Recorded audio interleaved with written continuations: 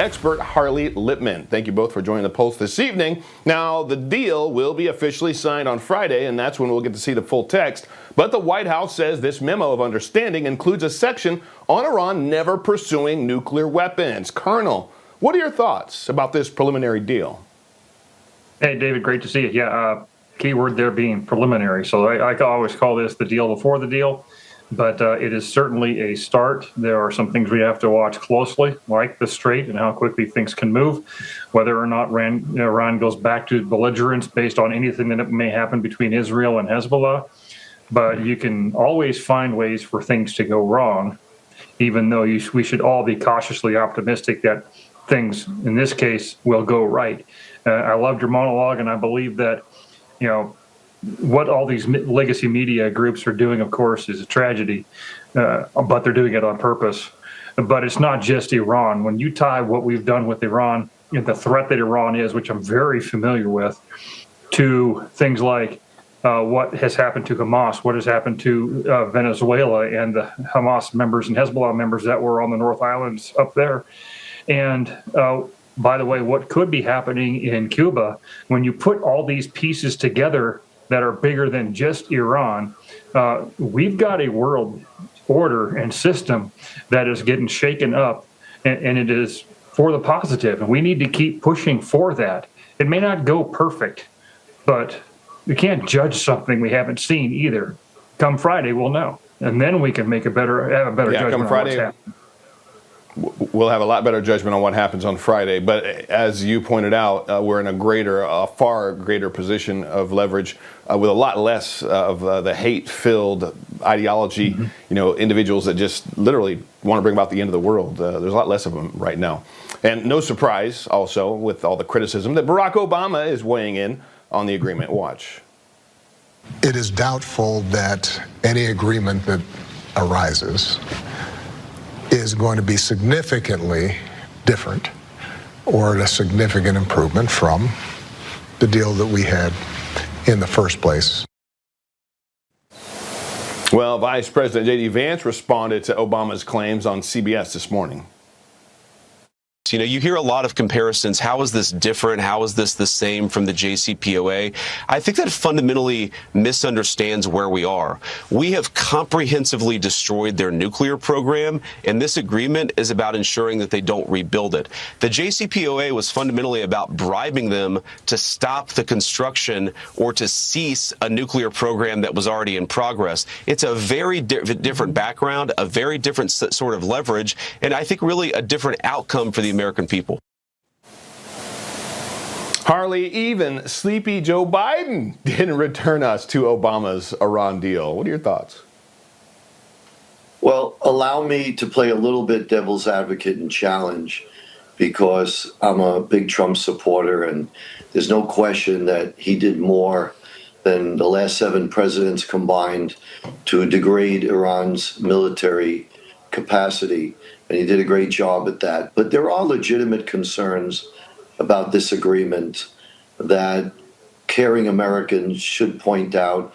And it doesn't mean we're not behind the president 100%. But number one, the text of the agreement is deliberately not being released to the American people. I think because the administration doesn't want the American people to see it. And that's a concern. Iran has not released theirs either. They don't want perhaps the Iranian people to see it. The second concern is that while there may be freedom of navigation today, we've learned that at any time Iran could close the straits just by firing a few missiles at oil tankers. It'll scare every other oil tanker and it'll effectively be closed. So what's the remedy for that? Is that being addressed in the agreement? If it is, that's great. But it's a fair concern to raise. The third is that clearly the Iranian people are going to be disappointed. Remember, President Trump did say help is on its way, and there appears to be no help on its way for the Iranian people. So, in fact, this agreement will help the Iranian government get back on its feet, which will make them stronger, and thereby less likely demonstrators can do anything to potentially topple this regime. So there are many concerns. I think the nuclear program as well I don't trust the Iranians. They lie. That's part of their policy. It's in their religion that they can lie tactically for a greater goal. So while we celebrate an agreement because a lot of people are tired of the war and we want to celebrate our legitimate successes that you wisely pointed out earlier, destroying their Navy, their Air Force, their economy is breaking. While we've done all that, that could all be repaired. And Iran surely has taken note of the lessons of North Korea. Nobody messes with North Korea because they have nuclear weapons. And at the end of the day, will they really give them all over to the United States? I know that's the intent of the agreement, but I worry we may get distracted by other things. We're eager to close this chapter and move on.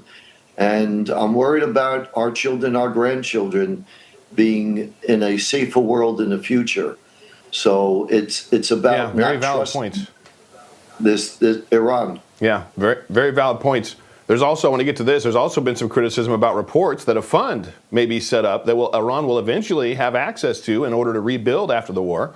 Now, Vice President says that it will be funded by Gulf countries across the Middle East, not U.S. taxpayers, and Iran will only gain access to that cash after it starts cooperating. So, to what we were just hearing, Colonel, what is the process of actually verifying that they're in compliance look like?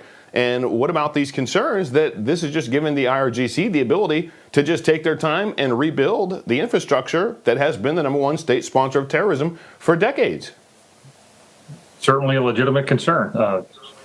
So familiar with Iran, and the one thing I can positively tell you is if they were handed $300 billion today, they wouldn't use a dime of it to improve the lives of the Iranians anywhere. They would rebuild their military and they would rebuild their nuclear program.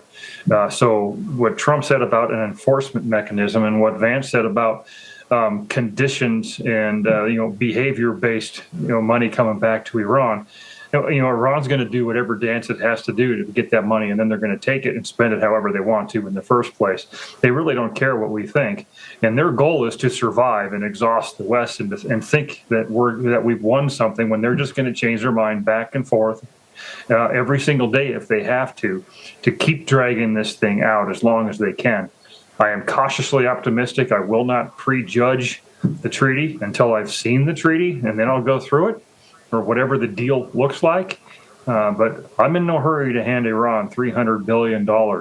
If I were to give them that equivalent value for something, I would send it to them in medical supplies or something like that can be used in a tangible and useful way. I would not give them a single dime in cash. Yeah, well, hopefully that is something we can all believe is actually in that agreement when we get to see it on Friday, because I love that idea. Now, Israeli Prime Minister Benjamin Netanyahu, he spoke earlier today about this deal with Iran. Watch. In the United States, they say that President Trump does everything I ask. And in Israel, they say the opposite, that I do everything he asks. So that's not true, and that's not true. It's a relationship between partners who have known each other for a long time. Many times we agree. Sometimes we also disagree. It happens in the best of families. Now, he went on to suggest that Israel was sidelined throughout the negotiating process. Harley, could Israel put this deal in jeopardy if they continue targeting sites in Lebanon? Well, the good news is we've been reassured. Vance himself, I believe, has said it, where Israel is not being required to withdraw from their defensive positions in southern Lebanon, where they were attacked first, and that Israel has the right to self-defense, that if Hezbollah attacks Israel, like any country in the world, Israel wants to be able to defend themselves. So if that's truly the case, that would be good for Israel. Iran is spinning something different, that Israel will have to withdraw from southern Lebanon, and Israel could not attack Hezbollah in Lebanon, in which case that would be a tremendous strategic victory for Iran, and it would be a devastating defeat for Israel. Well, we're going to have to wait till Friday to see exactly what is in this agreement, because there's definitely some issues that hopefully get ironed out and we wind up on the right side of. Colonel Darren Gobb, Harley Lippman, God bless you guys. Thanks for joining the Pulse tonight. Thank you. Thanks, God bless you.